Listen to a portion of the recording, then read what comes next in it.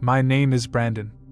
I'm 14 years old and live with my parents, but what I'm about to tell you happened just a year ago, and since then, I don't watch scary movies or go to the kitchen at night anymore, or anywhere in the middle of the night. My family and I moved to a new state and needed a place to stay. So for the time being, we chose to stay in a new apartment building. We found one that was just built and available for leasing. So my family and I decided to stay there for a few months. We got an apartment, and in a couple of days, we were already settled in. The apartment had that new smell, like when you get something brand new and it just has that fresh scent. Honestly, some places did smell a bit like paint. The first few weeks were fine, but the next week, I will never forget. On a Wednesday, I started hearing weird tapping at my window. I went to check, but when I looked out, there was nothing there. I thought it might be a tree or my blinds, so I went back to sleep. But after 3 minutes, I heard it again, but louder. Now it sounded like it was banging against the window. It was so loud that I got scared. I quickly gathered my courage and checked what was making the sound. But again, nothing was there. This went on for another 3 nights. I told my parents, but they just said it was probably the tree outside my window. Saturday was a day I'll never forget. My parents decided to throw away my cat's bed because it was dirty and damaged. So my cat had to sleep in my room. My parents didn't want cat hair all over their bed. That night, I was asleep, and my cat was under my bed. I was having good dreams when suddenly, I woke up to a scratching sound. My cat was scratching at my door, probably telling me she needed to eat or use her litter. I got up to open the door for her so she could do her thing. At this point, my cat is scratching under the door like she's trying to open it herself. But when I go to let her out, something strange happens. Suddenly, she jerks her paw away, like something touched her. I thought it was weird, so I opened the door to let her out, but she wouldn't move. She just stayed there, not moving at all. I tried picking her up to put her outside, but she got so scared that she wiggled out of my hands. She even clawed my hand so hard that it started bleeding. When she was on the ground, her tail puffed up like a Christmas tree. I decided to see what scared her so much.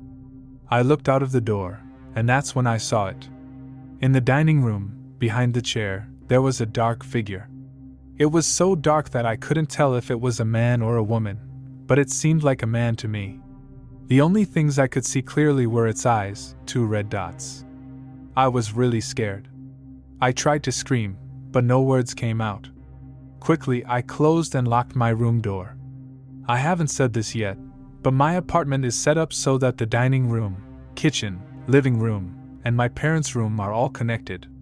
My room is at the end of a small hallway that connects to the laundry room and bathroom. So you could get to my room through the bathroom or the hallway. After I locked my room, I quickly went to the bathroom door to lock it too. Then I jumped in my bed and hid under the covers. I could hear what seemed like footsteps just outside my room. Whatever was there wasn't giving up because I could hear the doorknob trying to turn. But since it was locked, whatever it was couldn't get in. Thank goodness. After 3 more tries, everything just went silent. Whatever was outside was gone. I couldn't sleep for the rest of the night. When it was light outside and I told my parents, they just waved it off and said it was probably a dream. Since that day, nothing like that has happened again. But honestly, it's the only really scary thing that's ever happened to me. It still gives me chills every time I think about it. All I know now is that I'll never forget what happened that night. Something happened to me in January 2016. I usually think about spirits, but I didn't have proof until that night. I stay in a small apartment in a college town in the Pacific Northwest. My apartment is on the 2nd floor. The new semester had just started, and many people, including my neighbors across from me and above me, had moved out in December. They were the only people I had met since I moved there. I didn't really know my new neighbors yet. One night, after a long day at school, I came back to my apartment and started watching TV. Around 7:30 p.m., I heard some faint knocks, but I ignored them, thinking it was someone at my neighbor's door. After a few minutes, I heard it again. I checked through my peephole, but there was no one there. I didn't think much of it and went back to watching TV. A couple of hours later, I heard the knocks again. I tried to ignore it, but it happened a fourth time. So I got up and looked through the peephole again, but there was still no one there. Even though I thought it was strange, I told myself that maybe someone was just playing a silly prank. Around 11 that night, I got tired and went to bed. About 5 minutes after I got into bed, I heard a very soft girl's voice calling my name. It scared me a lot, and I stayed frozen for about 10 minutes. What really freaked me out was that nobody in my apartment complex knew my name at that time. For the next few nights, I slept with the lights on. Just when I started feeling better, things got worse. In my apartment, if you walk straight out of my room, you'll be in the bathroom. Then one night, even with the lights on, I walked out of my room to the bathroom, and my stomach felt weird. When I looked in the bathroom mirror, I swear I saw a little girl's face on my bed, looking at me from my room. After that, I couldn't sleep for a few weeks. Until now, only my close friends and I knew about this experience. After a long day at work, I went to my friend Ryan's new place. While chatting with Ryan and his roommate, we got invited to his friend's room upstairs. Ryan told me some strange things were happening there. They told me about the indie ghost, but it didn't sound as scary as what happened to me. They said they would hear indie songs, like Catfish and the Bottlemen. They named the ghost the Indie Ghost. But I wasn't too worried because it didn't seem that scary. I thought maybe people in the building were just playing music loudly. We continued hanging out and having a good time. I can't remember exactly what we were laughing about, but something made me laugh really hard. My beanie, which was on my head, fell behind my neck. Since I felt a bit warm, I leaned forward and let it fall behind my back, so I was sitting on it. Suddenly, the room got colder, even though there were about 5 people in there. One person went to bed, and since I didn't know them well, they waved goodbye but didn't come close to me. The only person near me was Ryan, and he was sitting on the other end of the 3-seat sofa. I was on the left, and Ryan was on the far right. Ryan was wrapped up in a blanket because he was a bit cold, but it wasn't too bad. Only Ryan and I were feeling this cold, everyone else was fine. Now, here's where it gets really strange. After realizing I hadn't gone to the bathroom in a while, I suddenly felt a strong need to go. So I got up and asked where the bathroom was. I opened the living room door, walked down the hallway, and opened the bathroom door. Even before stepping into the bathroom, I saw my hat, flipped upside down, inside the toilet bowl. It shocked me, and I started thinking about who did it, what I should say, and how the others would react. I wondered if they were all in on it, and I wasn't happy about that. Then it hit me. Ryan was the only one close enough to take the hat, but he was all wrapped up and half asleep. The only person who left the room and could have put my beanie in the toilet didn't come near me, just waved goodbye. That's when I started feeling really cold and the atmosphere in the flat changed, and it felt like someone was always watching me. I went to the living room and asked if anyone knew about it. Everyone was just as surprised as I was, and they kept asking, "Are you sure you didn't walk to the toilet, and it fell off your head?" I told them I didn't go into that room before. I even had to ask them where the bathroom was. And even if, in some weird way, it fell off my head and I forgot about it, after I picked it up from the toilet, I would have joked about it or quietly put it in my bag without making a big deal. I went back to the apartment yesterday, but I still felt that cold and uneasy feeling, so I didn't take my hat off even once. This happened about 10 years ago. I was dating my now husband, and we planned to have dinner with his family at his mom's house. The dinner was on a Friday, and since we were going there after work, we drove in our own cars. His mom lived in a neighborhood that wasn't the best, but I wouldn't say it was really bad. When I got there with my 2 sons, there was no parking on her street. So I had to park on the side street next to her house. When I parked, I noticed something strange. Her street had lots of cars, but the side street where I parked was pretty empty, except for the houses. After I got out of the car, I was holding my 2-year-old son, and my 10-year-old was holding my hand. I saw a white pickup truck coming towards us really slowly. It didn't seem like the driver was looking at the houses like someone trying to find an address. Instead, he was staring at us. As I walked to turn the corner to my mother-in-law's house, he drove right past us, never taking his eyes off us. I looked right back at him, feeling protective as a mom. He turned away and kept driving. A few hours later, it got dark, and we were all getting ready to leave. My 12-year-old stepdaughter wanted to ride home in my car. I told my husband I'd meet him at home because he was still saying goodbye and not ready to leave yet.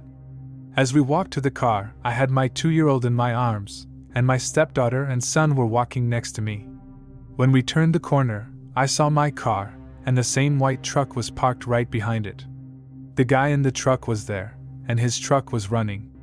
No other cars were parked on this street, so there was no reason for him to be right behind my car. I told the kids to be careful and stay close. As we got closer, his eyes locked with mine, and neither of us looked away. I could see something really bad in his face.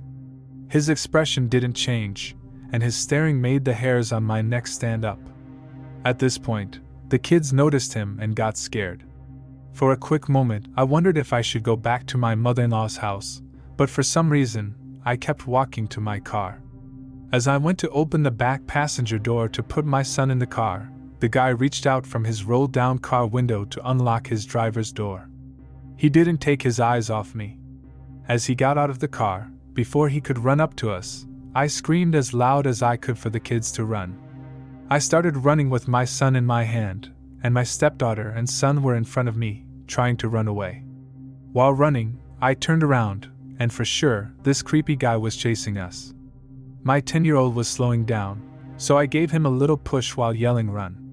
I shouted really loud, but no one came out of their house to help. Just as I was about to turn the corner, I saw a patch of grass and thought about gently putting my son there. I considered letting the creepy guy catch me since he was getting close, and as a mom, I'd rather he hurt me than my kids. But right before I could do that, I saw my husband and his brother running out of the house because his daughter had made it inside, crying and saying someone was chasing us. They ran towards us, and the guy took off before they could see him. The creep left his truck running, and he was nowhere to be found. We called the police, and when they looked at his car, they found his wallet, rope, and Clorox in the front seat. The cops said whatever he was planning wasn't good. They eventually found him hiding under a car in a neighbor's driveway. They asked my stepdaughter and me to identify him. We were really scared, and just seeing him again made us upset. They took him away, and I couldn't sleep for days afterward. Later, I found out that after they arrested him, his fingerprints matched a suspect in an unsolved murder. Even after all these years, it still scares me and I can't imagine what might have happened to us, but I thank God nothing did. I learned that the reason he had to reach out from his car window and open the door from the outside was because he had taken off the door handles. The cops said it was clear once we were inside. We couldn't open the doors to get out. I'm not convinced there is an afterlife, or such a thing as ghosts or demons, but I once saw something in the woods that felt so unnatural. It made me second-guess how I see the world. I was hiking up a hillside, thick with trees, in the middle of the night during a long weekend. Some friends and I decided we would hike to the top of the hill and light off some fireworks. Approaching the hill and surrounding the base of the hill was a rolly grass valley. It was around midnight, full moon and a light mist, something straight out of a horror movie. The strange part was I wasn't nervous or scared or anything. I was having a great night with my buddies. I didn't have any of my defenses up. Me and my friends were walking in a straight line through the grassy valley toward the hill when something caught my eye. On my right side, I saw a tall, shadowy shape standing upright on a small hill covered in grass. It was right next to a big dead tree. I couldn't see any details because they were all in the dark. Both the tree and the tall shape were like dark outlines under the moonlight. What was strange was that seeing this figure didn't make me scared. I didn't feel like it was a threat right away. I kind of thought it might be another hiker or someone taking a break. I casually turned my flashlight towards it, and that's when things got weird. All of a sudden, when my flashlight hit the place where the figure was standing, it instantly moved just out of the light's reach, like it disappeared and reappeared. At the same time, I could still see it standing in its first spot, even though it moved. I got really freaked out, and a strong feeling of fear came over me. Something was totally not right about what just happened. Without thinking, I moved my flashlight to where the figure moved, and as the light went past, it vanished. I've never fainted before, not from heat or being knocked out, but in that moment, my knees gave out, and I fell to the ground. My friends turned to see me trying to get up from my knees, but I was too shaky. They helped me stand, and I tried telling them what I saw. Maybe it was just shadows and lights playing tricks on my eyes, but I can't explain that weird feeling. It was like I saw something I wasn't supposed to, something so strange that my body just went weak. I grew up in a quiet place in the southern part of the country. I spent most of my time riding horses alone in big forests and on fancy private lands near our house. There was an old empty house about 2 miles away through the woods. I would often ride by it during my trips through the trees. Sometimes I'd tie my horse, go inside, and look around. But there wasn't much to see. Just garbage and papers that looked like old electricity bills from the 80s. As time passed, I went off to college, taking my horse with me. I didn't ride by the abandoned house anymore. After finishing college, when my horse and I moved back home for a bit, I decided to go back and explore the area again. I rode my horse for 2 miles through the deep woods to reach this house. It's about 1,000 feet from a quiet gravel road that goes through the forest. It's really hidden and kind of scary. The house is around 3 miles away from a paved road. I'm not as brave as I used to be, so when I went inside the house, I felt a bit out of place and somewhat scared. I used the light on my cell phone to look around the rooms. Most things were just like I remembered, but right before I left, I found half of a skeleton of a calf in the corner of the entry room. I have no idea how a calf ended up inside a building. The doors were firmly closed when I got there, and the screen door only opened one way, so it was impossible for both doors to be open at the same time for some animal to accidentally come inside. Also, the closest cow pastures were quite far from the house. I left the empty house with the thought in my mind that someone mean trapped a calf in there for bad reasons. I hope I never have to meet the people who did that. When I was a Boy Scout, we went camping on the land where the Anasazi, who were ancient Pueblo Indians, used to live. Not many people know about them. We hiked for a few days and saw black bears every day, which scared the adult leaders. We had to be really careful and use anti-bear tactics like bear bags. This slowed us down, and we ended up camping in a wooden cabin at the bottom of a plateau. The local rangers told us scary stories about the plateau and its connection to the Anasazi people, who are also known as the ancient Pueblo Indians. Their real names are lost in history, and the term Anasazi is what the Navajo called them. The Anasazi, who were like ancient enemies or people different from us, were really into ravens and maybe crows. The rangers told us they believed in giant raven people and folks with raven heads. I can't remember all the details, but it was more than 10 years ago.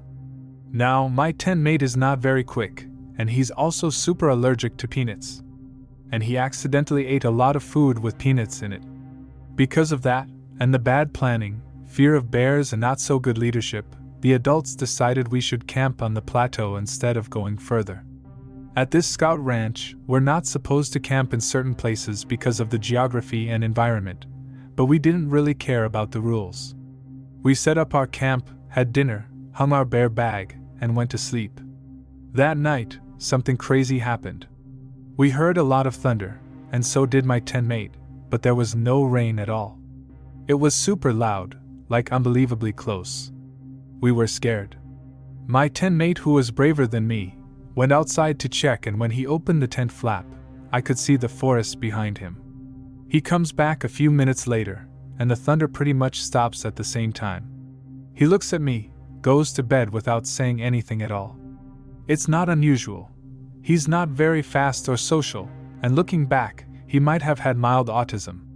But the next day, we wake up, and a bunch of things seem off. Firstly, our tent is facing an open field, which is weird because yesterday we both saw a forest when he left the tent. Second, no one else heard thunder that night except us, which was crazy because it was loud enough to wake up everyone on Earth. Remember how my tent mate checked out the thunder too?